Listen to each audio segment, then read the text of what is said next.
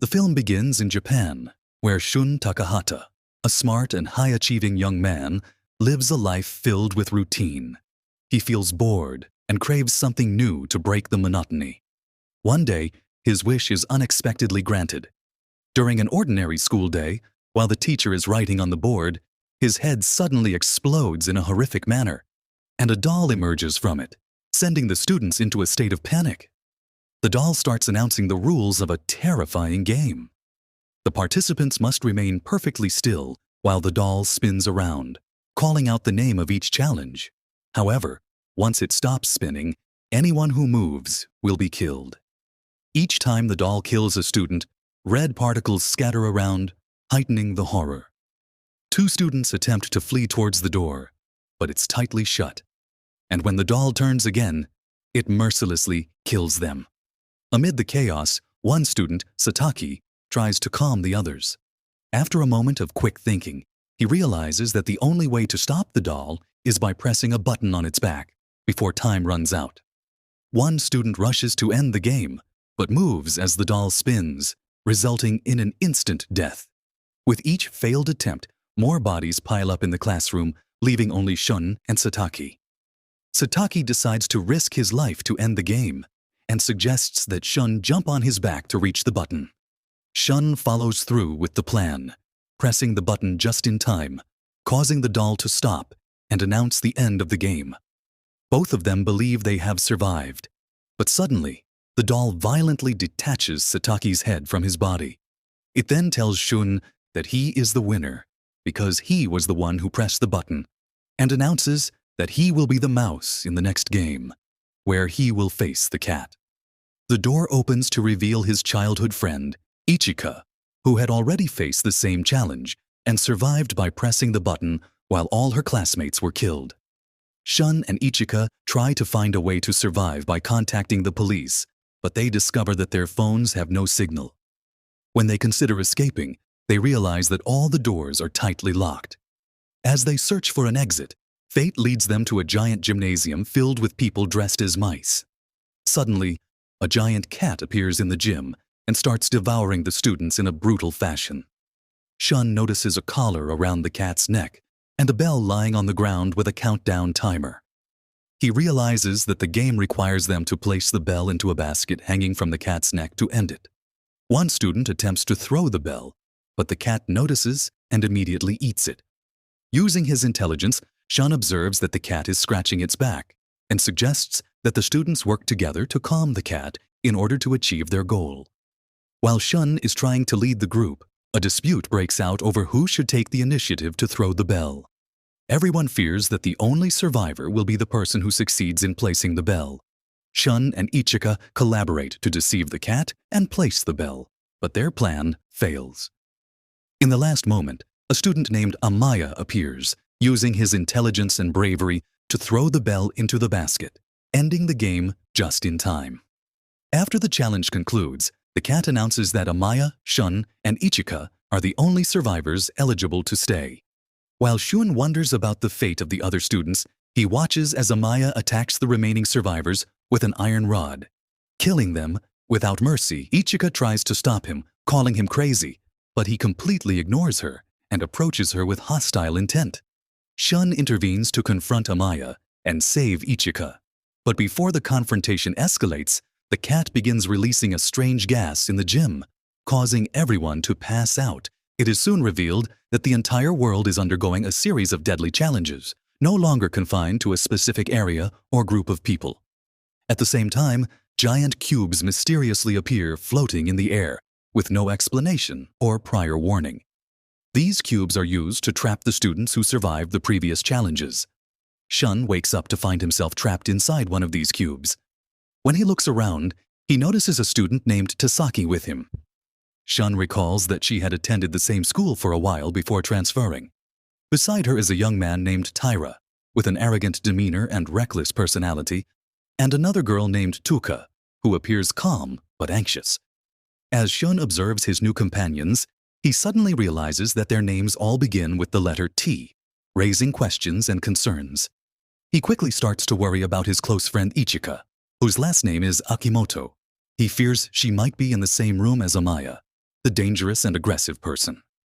Driven by worry, Shun rushes to the door and tries to open it, hoping to escape and find Ichika. To his surprise, the door is tightly shut. He tries to force it open, but it's no use. At that moment, Taira speaks condescendingly, explaining that leaving is impossible until the group completes the game, waiting for them inside the cube. Shun feels despair and anger at the constraints of the place, but he realizes that his only option is to cooperate with his new companions and wait to see what the next game will bring. Suddenly, the door slowly opens, and 4 strange dolls appear. The dolls move toward the center of the room and announce in unison the new challenge, called Kavomi. The dolls explain the rules. One player must sit in the center of a small circle, blindfolded, while the dolls sing and spin around them. When the singing stops, the player must identify which doll is standing behind them within 10 seconds. Taira, believing the challenge to be simple and mocking its danger, decides to be the first participant. He confidently sits in the center of the circle. The dolls begin to sing. When they stop, Taira is asked to identify the doll standing behind him. However, Taira makes a mistake, and suddenly one of the dolls shoots a beam that strikes his head, causing it to shatter on the ground in a horrific manner, leading to his death. A tense silence falls over the group before Tuka nervously steps forward to try her luck. She sits in the center of the circle, clearly anxious. The dolls repeat the process, singing and spinning. When the singing stops, Tuka fails to give the correct answer before time runs out. She tries to escape, but another beam from one of the dolls strikes her, splitting her body in half in a horrifying scene. When it's Tasaki's turn, Shun notices that her mental state has deteriorated. She is visibly shaking and unable to focus. Shun decides to intervene and play in her place. He sits in the center of the circle, watching the dolls carefully.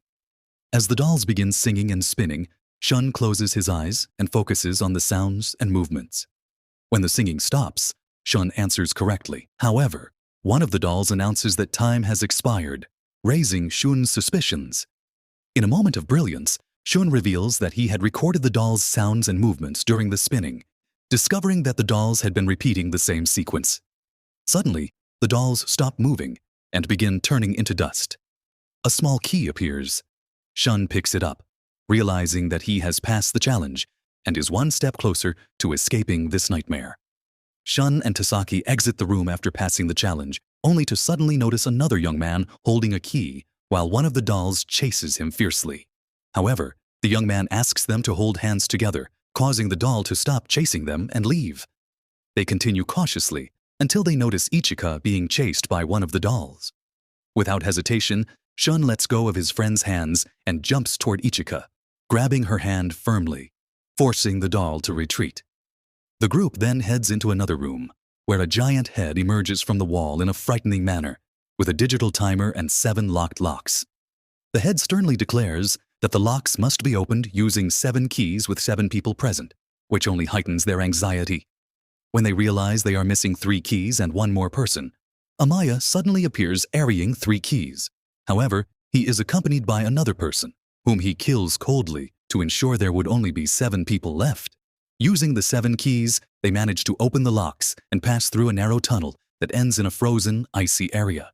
In the extreme cold, they feel a strong earthquake and are shocked to see a giant bear appearing before them, skillfully skating on the ice.